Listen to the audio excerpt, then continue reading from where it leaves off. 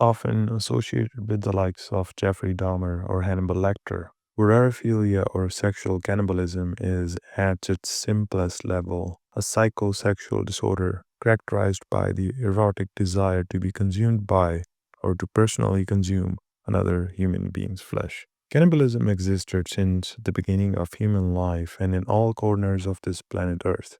Although cannibalism is a common phenomenon in the animal kingdom, its expression in humans is assumed to be a minority occurrence and relegated to stories of a more primal past, which is from the truth, to cover the idea of how heinous and extreme human beings can be. Almost every indigenous culture on Earth has seen or performed some sort of cannibalism, at least according to the Western culture. There are thousands of cases exist if you know where to look, and there could be millions of cases which were never reported, since cannibalism existed since dawn of the human history. There can be multiple motivations for someone to perform a cannibalism, but we will go through the most common motivations and we will go through each one of them separately with examples from the history as well to give a better oversight on the psychology and reasoning behind it. There's no support or sympathy on any of the reasoning or motivations, but my idea to make this video is not to be rational, but rather be a realist and put all the recorded evidence and facts in front of the public. The word cannibalism comes from Spanish word caribal. Caribal derived from Caribs, who were people from West Indies and said to have eaten human flesh. They are the indigenous people on a group of islands in the Caribbean called Las Antilles.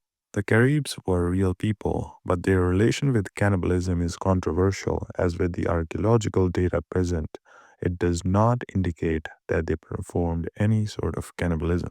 There are three types of cannibalism: institutionalized, survival, and pathological. Institutionalized is the one where cannibalism is accepted in the culture.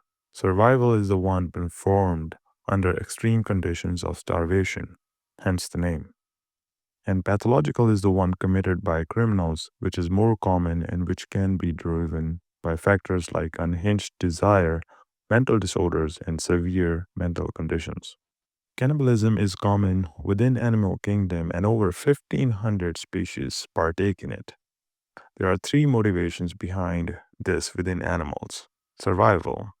For example, tadpoles eating siblings for faster growth and survival in fear of death due to starvation. Sexual cannibalism. Animals eating mates like spiders. And competition, where males killing unrelated younger animals like lions, squirrels, and alligators. Now, the question comes, why do humans eat humans? Eating humans by humans have been reported in many cultures throughout the world. There are still active cannibalism which happens openly, for example, by the Angoris in India. They are the only surviving sect currently who originated from medieval India in 4th and 8th century. Goris can be found in cemeteries where they smear the ashes of cremated bodies on themselves and consume flesh of dead bodies. In 2006, an Indian TV crew witnessed one Agori feasting on a corpse discovered floating in the Ganga, and a member of the Dome cast reports that Agori often take bodies from cremation ghats. Now, this is just one of many examples you can find of humans consuming humans, but just to give you a point that there are many motivations of human beings behind them performing cannibalism. The example of Agoris would be institutionalized cannibalism, as it originates from a culture which is still being followed by their followers. Another example of cannibalism is survival cannibalism. And this goes back to ancient times when humans needed food to survive, especially when agriculture was not even invented. An only source of food was meat, and humans preferred game meat rather than human meat because to hunt a human, the hunter will have to go through all the resistance, and then butchering was not even a skill at that time which was prominent. And butchering skills were needed for human body. And even if they were about to consume human meat, that includes bones and teeth, which would be very difficult to consume for another human being. Now, this is when humans were just hunter-gatherers. There are multiple examples of survival cannibalism, And the one I want to emphasize on is the one that happens under the conditions of starvation, like a famine in which humans only tend to focus on their will to live. And they can go on such extreme lengths as cannibalism to survive.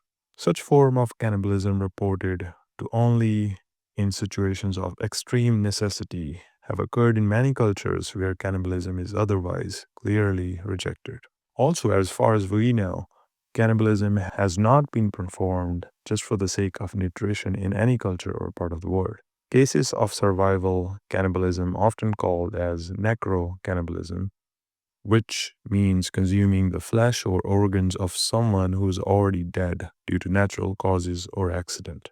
A great example of survival cannibalism is the Uruguayan Air Force Flight 571 incident, which is a famous case of survival cannibalism.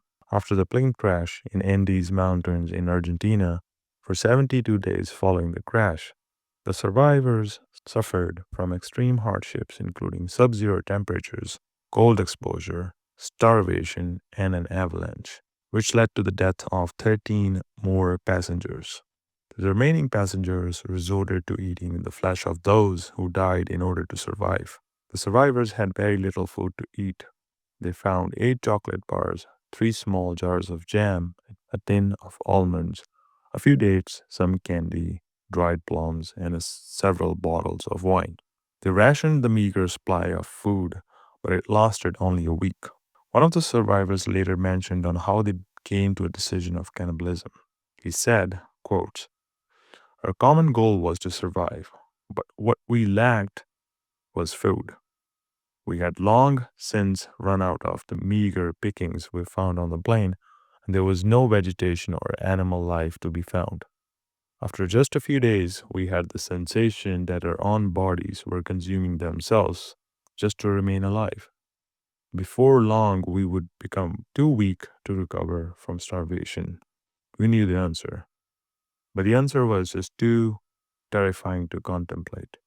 The bodies of our friends and teammates preserved outside in the snow and ice contained the vital life preserving proteins that would keep us alive. The group survived by eating the bodies of their dead comrades. The decision was not taken lightly, as most of the dead were classmates, close friends, or relatives. One of the survivors, Kinessa, cut the meat with shard of broken windshield glass. He set the example by swallowing the first matchstick-sized lump of human flesh. Several others followed suit over the next few days, but a few still kept refusing to eat it. This example goes to show you that usually in cases like survival cannibalism, it is always a last resort for humans to eat another human being. As their sanity and emotions start to give up at that time, the only thing left to focus on is the will to live. Medicinal cannibalism is a term used for medieval times when people thought of cannibalism as a way to cure their illness. So it was seen more like an ailment in medicine.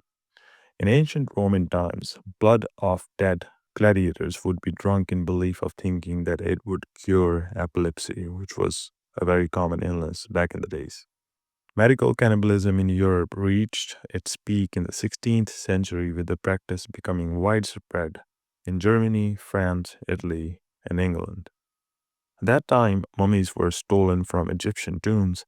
Additionally, skulls were taken from Irish burial sites, and gravediggers sometimes robbed and sold body parts. Medicines were created from human bones, blood, and fat and believed to treat many types of illness, though there are no factual evidence. Tinctures to treat internal bleeding were made by soaking mummified bodies in alcohol or vinegar.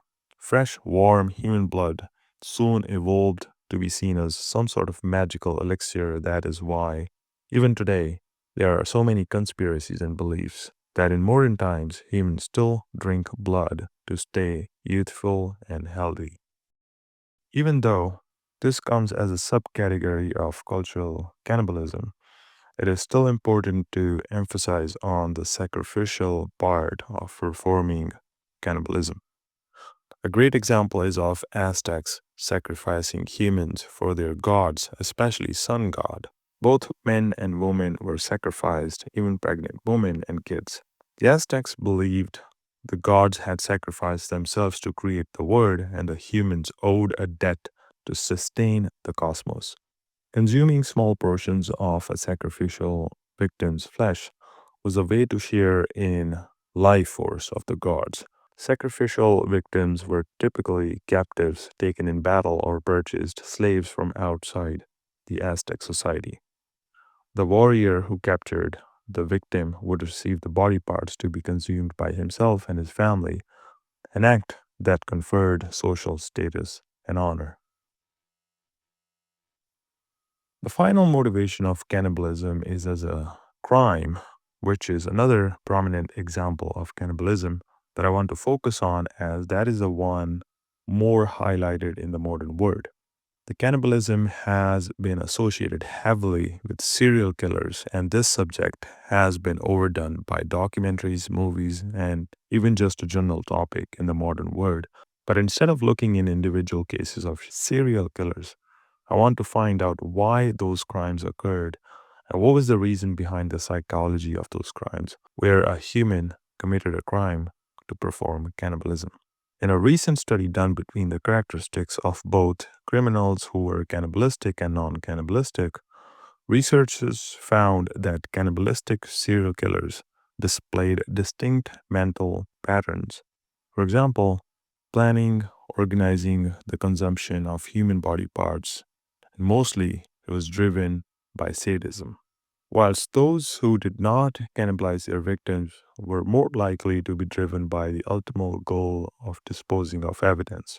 The behaviors performed at a crime that are necessary to complete the crime are referred to as the modus operandi, or MO. Every crime has a related MO that details the crime commission process. However, it has been widely noted that serial killers also engage in additional behaviors. These behaviors reflect a personal motivation, fantasy, manifestation, or ritual, and these are termed as signatures. In this research, a total of 84 killers were subjects. 42 were non cannibals and 42 were cannibals. So a 50-50 percentage of all subjects. The distinct patterns which were notable are as follows. The average number of victims across the cannibalistic sample was 15, and for non-cannibalistic, the victims were only around 5. Brain abnormality. Cannibals has the brain abnormality almost 4 times the non-cannibals. Cannibals had 11 times the defect or medical complication during birth than non-cannibals, which was 0. Cannibals had 3 times more likelihood of having murderers as relatives, while non-cannibals had almost 0. They had much lower social standards and had a higher number of juvenile records than their non-cannibal counterparts. They were 3 times more likely to be illiterate or having no education than non cannibalistic subjects. While Europeans were drinking blood as a magical drink, they were, and still today, labeling civilizations on the other side of the world, especially indigenous ones, as Caribs or cannibals, as mentioned earlier in the video. Another hypocritical example I have come across is placentophagy, which is the consumption of placenta and after birth components released during and after childbirth or delivery. This can be seen in primates as well. Even though it is not common as it used to be, there are still reports of human placentophagy in North America where women consume their placenta, whether raw, cooked, dehydrated, processed, or encapsulated, assuming potential health benefits for mothers and their offspring.